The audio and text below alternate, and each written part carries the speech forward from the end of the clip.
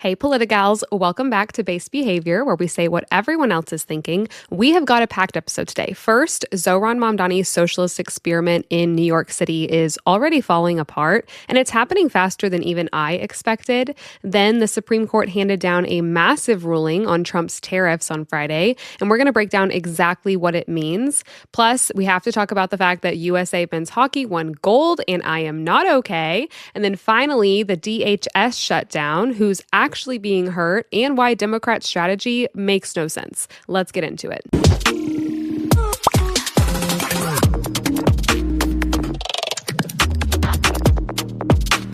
All right, I want to start today with the guy we talked about a few episodes back, Zohran Mamdani, the Democratic socialist who won the New York City mayoral race, because remember when I said that his win might actually end up being one of the best things to happen to the conservative movement, that it would expose just how far gone the left really is? Well, I hate to say I told you so, but I told you so, because here we are, and this man hasn't even been in office for 6 months, and he's already standing at a podium telling New Yorkers that they're out of money. What would rather do is ensure that they remain as they are so that the city can be on firm financial footing. However, in order to get to this point of closing the gap on both this fiscal year and the next fiscal year, we are forced to raid the rainy day fund, the retiree health benefits trust reserve, and to increase property taxes across these other years. Forced to raid the rainy day fund, forced to tap retiree health benefits, and potentially forced to hit New Yorkers with a nearly 10% property tax hike on a $127 billion budget, the largest in New York City history, by the way. I want you to just sit with that for a second, because this is the same man who ran his entire campaign on making life cheaper for New Yorkers. Free buses, free childcare, rent freezes. He was going to be the mayor who finally made the city affordable. He was going to tax the rich and hand the savings right back to the working people. And less than half a year in, he's threatening to raise property taxes on over 3 million homes and businesses and drain the emergency savings account that the city's supposed to use when things go really wrong, when there's a recession, a disaster, a real crisis. But apparently, in Mamdani's world, the real crisis is that he promised everyone free stuff and now someone has to pay for it. Here's what the numbers actually look like. His budget proposes pulling nearly $980 million out of the city's rainy day fund. That's the revenue stabilization fund, and another $229 million out of the retiree health benefits trust. On top of that, he wants a 9.5% property tax increase, which his own team says would generate $3.7 billion. And the whole package sits on top of an $11 billion spending increase from last year. $11 billion more than last year. Now, Mamdani's framing here is kind of clever. I'll give him that. He's saying that he has two paths. Path one is the state of New York lets him raise taxes on millionaires and corporations, and if they play ball, none of this other bad stuff has to happen.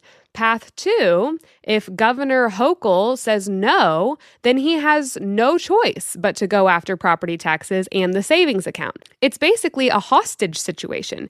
Give me my wealth tax or the middle class gets it. And you know what? Governor Hochul, who is a Democrat, by the way, said no.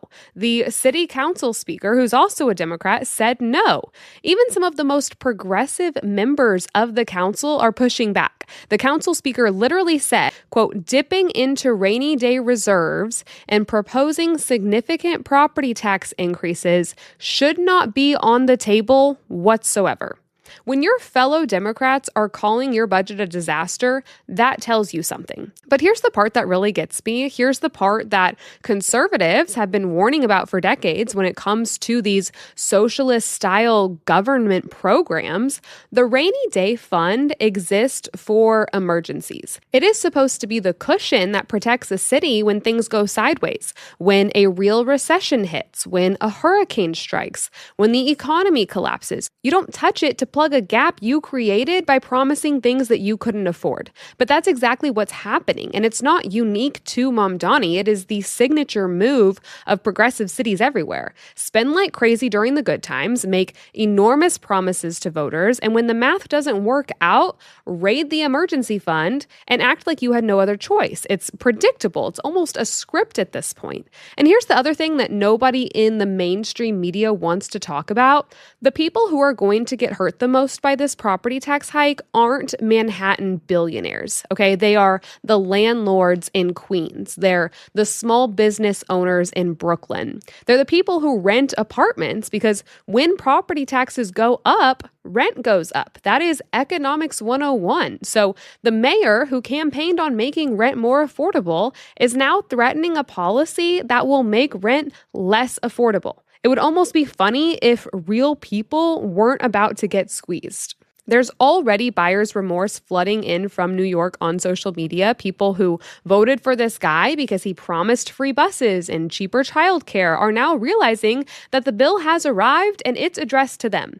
And look, I want to be fair here. Mamdani inherited some of this mess, okay? He is blaming a chunk of the budget gap on the prior administration, and there is some truth to the fact that cities often inherit structural budget problems. That is real.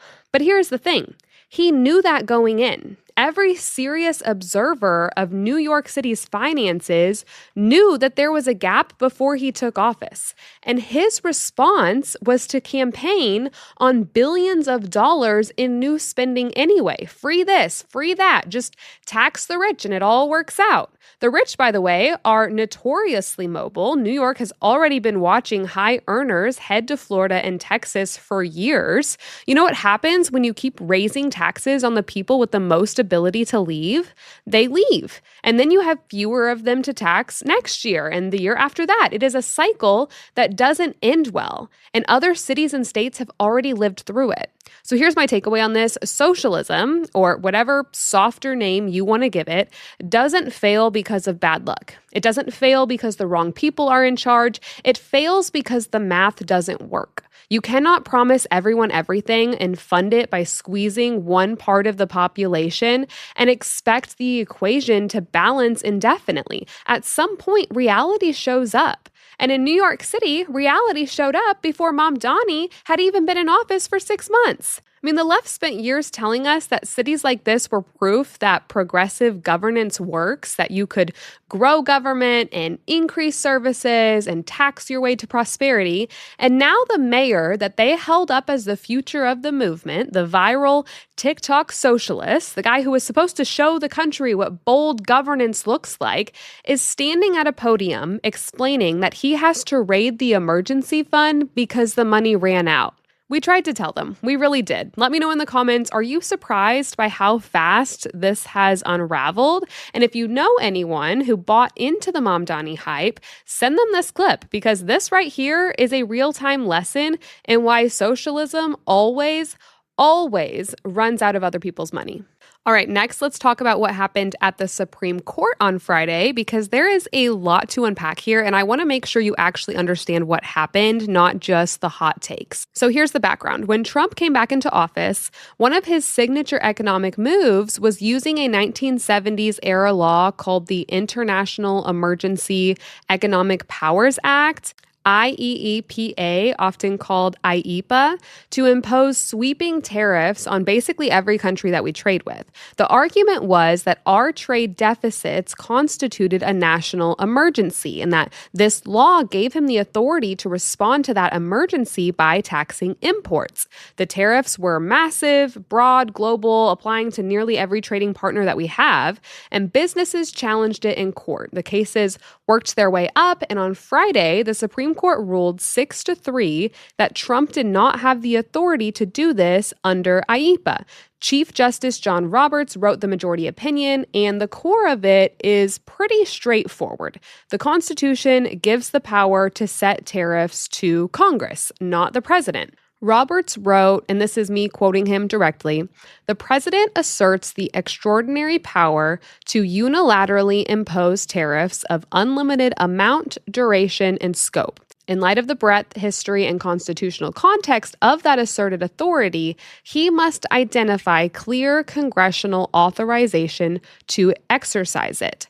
IEEPA's grant of authority to, quote, regulate importation falls short.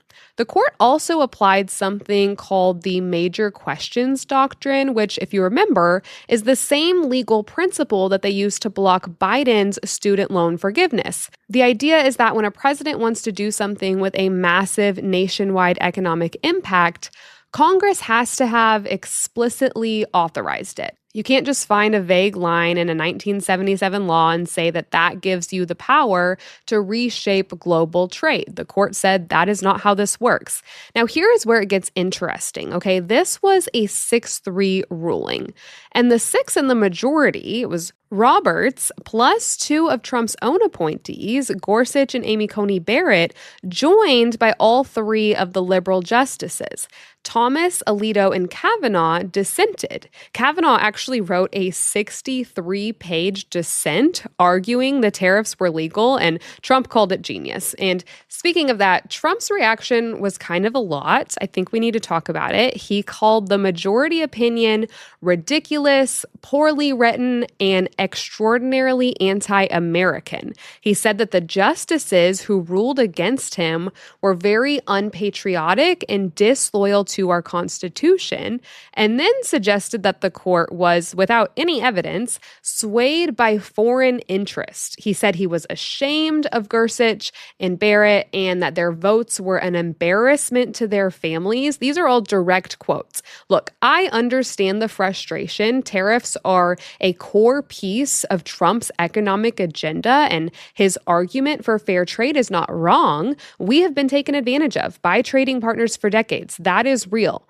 But I also have to be honest with you, attacking your own Supreme Court appointees and calling the judiciary unpatriotic because they ruled against you is not a good look. It's actually the same kind of behavior that we criticized when the left was melting down over decisions that they didn't like. The rule of law cuts both ways, guys, and a president who only respects the courts when they agree with him is a problem, regardless of which party we're talking about. And for what it's worth, some Republicans agreed with the ruling. Rand Paul called it a defense of our republic. And even some Republicans who support the goal of tariffs said that the right way to do this is through Congress, not executive emergency powers. So what happens now? Well, let's kind of back up still to this weekend. Trump moved pretty fast after this hearing came out. The same day, he signed an executive order imposing a new 10% global tariff. This time under a different law called Section 122 of the Trade Act of 1974. And then on Saturday, he bumped it up to 15%. But the catch is that Section 122 tariffs have a 150-day time limit. And after that, Congress has to approve the extension. So this is not a permanent replacement. It is a temporary workaround while the administration figures out its next move. So there's also a massive open question about refunds. The tariffs that just got struck down have been in effect for months, and the federal government was collecting around $30 billion a month in tariff revenue. And the court's ruling didn't say what happens to all of that money. Trump actually complained about this himself, saying the court didn't put one sentence in there saying keep the money or don't keep the money. So some states' attorneys general are already lining up to demand refunds, and I'm sure that's going to be litigated for years. And honestly, here's the bigger picture consequence that nobody on the left wants to talk about. Those tariff revenues were projected to bring in close to $1.4 trillion over a decade. Money that was helping offset the cost of the big, beautiful bill tax cuts.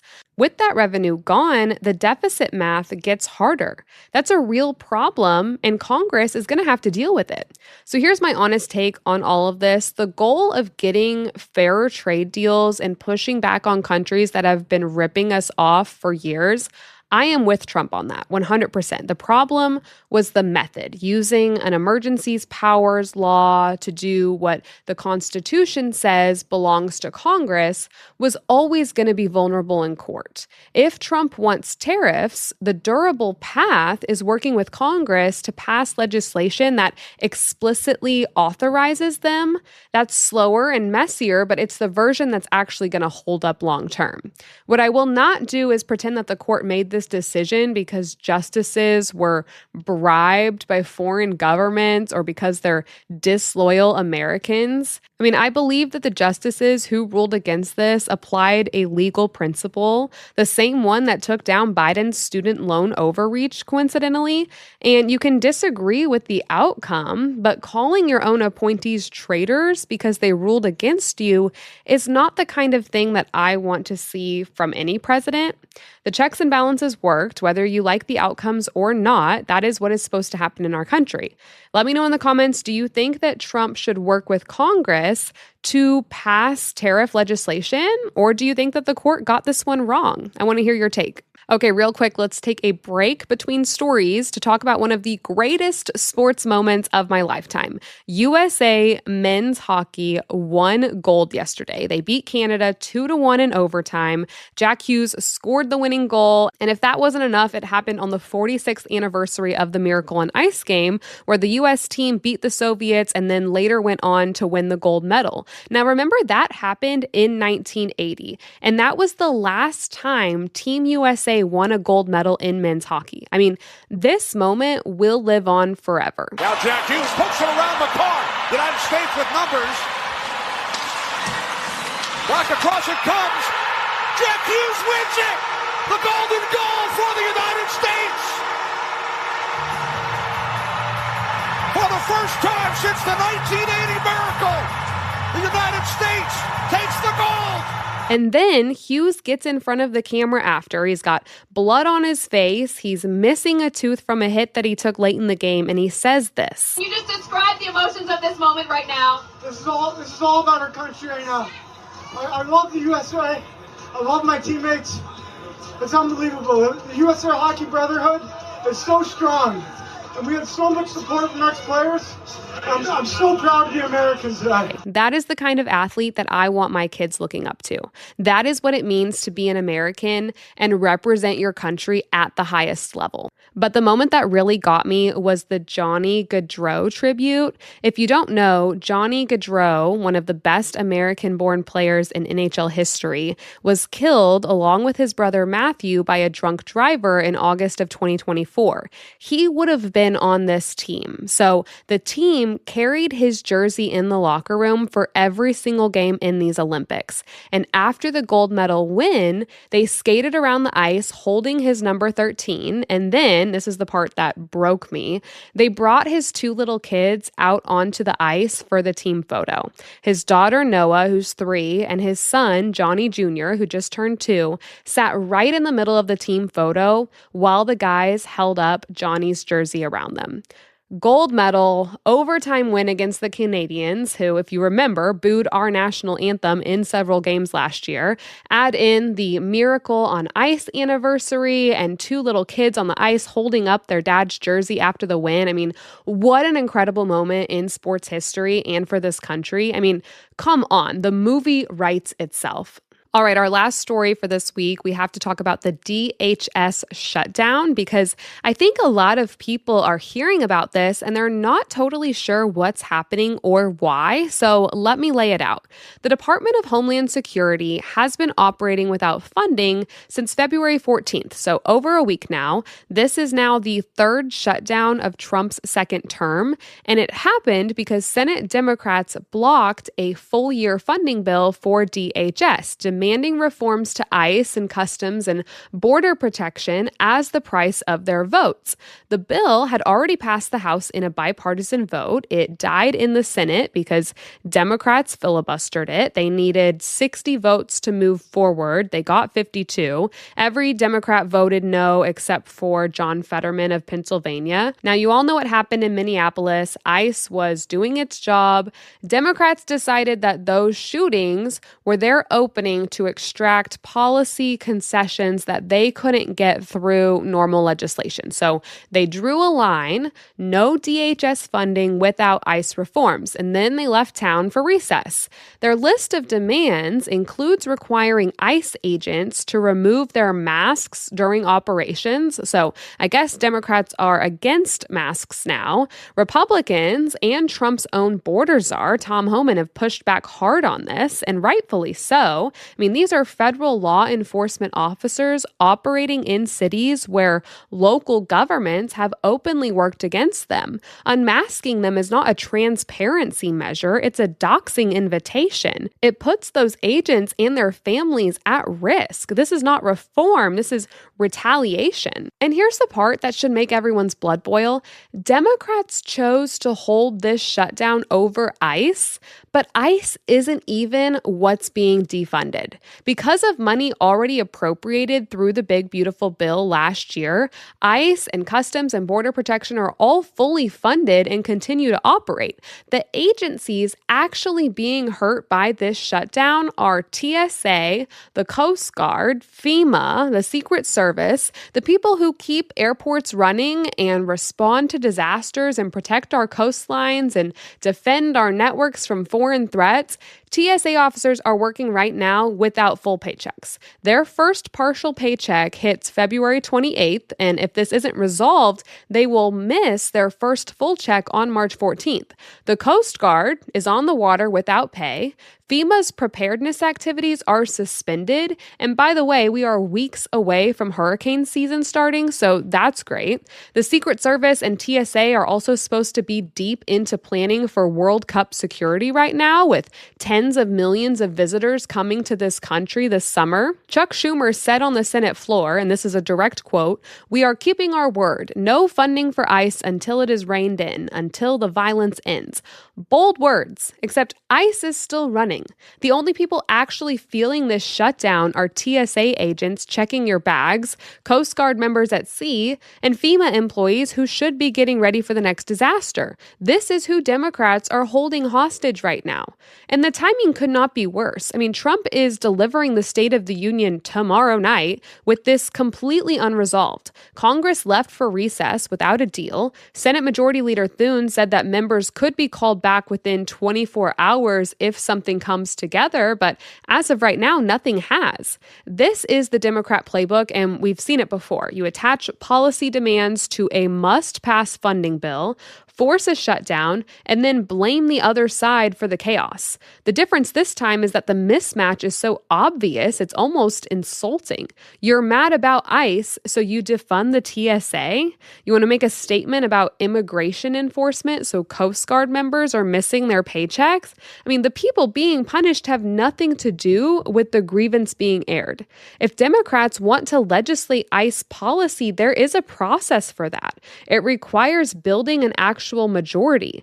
What they're doing instead is using federal workers as leverage because they can't win the argument on the merits. And the workers paying the price, again, are the ones who show up every single day, regardless of what Washington does. So if you know a TSA officer, a Coast Guard member, or a FEMA employee right now, send them this episode and drop your thoughts in the comments, because I want to know how long you think Democrats can keep this up before it starts costing them in November. All right, that's a wrap on episode 13 of Base Behavior. Thank you for being here, for thinking critically, and for not buying what the left is selling. If you're listening on Spotify or Apple Podcasts, follow the show and leave a 5-star review. That is genuinely the most important thing you can do to help us reach more conservative women and keep this community growing. And don't forget, the Politicals Facebook group is where we keep the conversation going all week long. The links to join are in the description.